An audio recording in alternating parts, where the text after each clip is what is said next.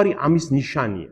და სადუკეველები ახლა სადუკეველების აზროვნება როგორი იყო? ისინი იყვნენ მიბმული ტაძარზე, მღვდლები იყვნენ, ტაძრის მსახურებაზე და სინედრიონში 2/3 მათი იყო ადგილების, ხო? სინედრიონში ხო 71 მღვდელი იყო, 71 მღვდელმთავრისგან შედგებოდა. 2/3 უმრავლესობა მათი იყო სადუკეველების. მღვდელმთავარი სინედრიონის თავმჯდომარეც სადუკეველი იყო ხოლმე, აი კაიაფა მაგალითად, ვინც გაასამართლა იესო ქრისტე, ისიც სადუკეველი იყო. მათთვის ისინი ამბობდნენ, თავარი რჯულში არის თორა, მოსეს 5 წიგნი, სხვა ყველაფერს არ აქვს ავტორიტეტი. წინასწარმეტყველებანი, ფსალმუნი, სხვა ყველაფერი ზედმეტია, მხოლოდ და მხოლოდ თორა. ისინი უარყოფდნენ უხუცესთა გადმოცემას სადუკეველებიც. ისინი აღდგომას უარყოფდნენ. წარმოგიდგენიათ, ახლა იუდაიზმში ჯგუფი უარყოფდა აღდგომას, უარყოფდა სიკვდილის შემდეგ სიცოცხლეს, სულის უკვდავებას. ისინი ამბობდნენ, რომ აი ამ ქვეყანაზე როგორც ვართ, ამ ქვეყანაზევე მიიღებს კაცი ან ჯილდოს, ან სასჯელს. გესმით? იმ ქვეყნიური ცხოვრება ამ სადუკეველებს არ სწამდათ, ასევე არ სწამდათ ანგელოზები, ასევე არ სწამდათ ის, რომ ღმერთი ერევა ჩვენს ცხოვრებაში რამენაერად, ან თვითონ ან ანგელოზების სახით და ისინი მესიას არ ელოდებოდნენ. ეს მათთვის მესია იყო რაღაცა იდეა. კარგი რაღაცნაირი იდეა და მათ არ ჰქონდათ მესიის მოლოდინი. აი იყვნენ სუფთა, ასე ვთქვათ, აი ცუდი გაგებით ლიბერალებს რო ეძახიან ხოლმე დღეს, აი ყველას და ყველა ღირებულებას რო უარყოფენ ხოლმე, ხო იცი ადამიანები რო არიან. აი ასეთები იყვნენ ეს სადუკეველები. მხოლოდ ბიზნესზე ორიენტირებულები. ხოლმე გეშეფტზე, საქმეზე ორიენტირებულები ხალხი იყო, ტაძრის მსახურება, ეს იყო მათი ბიზნესი და აი აქ იყვნენ გამაგრებულები. ესენი იყვნენ სადუკეველები. ნახეთ, ფარისევლებმა ხო ბიბლიას ბევრი მცნება მიუმატეს. სადუკეველებმა რა ქნეს? ბიბლიას გამოაკლეს წიგნები.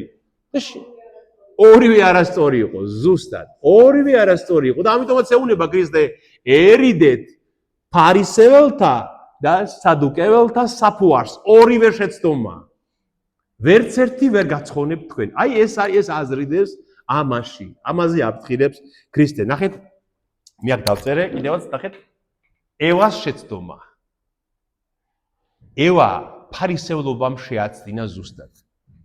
გაჩვენოთ ეს ადგილი, ევა როგორ შეცდა, ევას შეცდომა რაში მდგომარეობდა. ნახეთ, როცა ღმერთმა ადამი და ევა დაასახლა ედემის ბაღში და უთხრა, ნახეთ, აი პირდაპირ წავიკითხოთ, მოდი. ზუსტად, ნახეთ? ხო, ანუ ღმერთი ეუნება ადამს და ევას. გააფრთხილა უფალმა ღმერთმა ადამი. უთხრა, ყველა ხის ნაყოფი გეჭმევა ამ ბაღში. მხოლოდ კეცილის და ბოროტის შეცნობის ხის ნაყოფი არ შეჭამო, რადგან როგორც კი შეჭამ მოკვდებიო. ხო გასაგებია, აი მე იცით რა მინდა, რომ ჩვენ ბიბლია გვაჩვევს ზუსტ აზროვნებას. აი ჩვენ ქართველებს ხო ეს ძალიან დიდი პრობლემა გვაქვს. რაღაცაზე ელაპარაკები ადამიანს და გადახტება, გადმოხტება, გადახტება, იგი აი არ შეუულია რომ ზუსტ აზრს მიყვეს. ხომ ასე, ხომ თქვენ სხვა მოგიცდიათ? აი დაწერია. უთხრა ღმერთმა, ყველა ხისგან გეჭმევა, მხოლოდ ერთი ხისგან არ შეჭამო, რომ ამ ხის რაწამ შეჭამ მოკვდებიო, ხო? შემდეგ მესამე თავში რას ხედავთ? გველი ყველაზე ძლიერი იყო ველურ ცხოველთა შორის და გველი გამოიყენა ეშმაკმა, სატანამ, როგორც მედიუმი და მივიდა დედაკაცთან და რას ეუბნება ეშმაკი დედაკაცს? უყურეთ. მართლა ასე გითხრათ ღმერთმა, რომ ბაღის არც ერთი ხის ნაყოფი არ გეჭმევათო? ეს უთხრა ღმერთმა. აბა როგორ უთხრა ღმერთმა? ყველა ნახეთ, ეშმაკი უკვე ამ ცდუნებაში ამახინჯებს სიმართლეს და ეუბნება, მართლა ასე გითხრათ, არაფრისგან არ შეჭამოთ. ევა რას ეუბნება? დედაკაცი რას ეუბნება?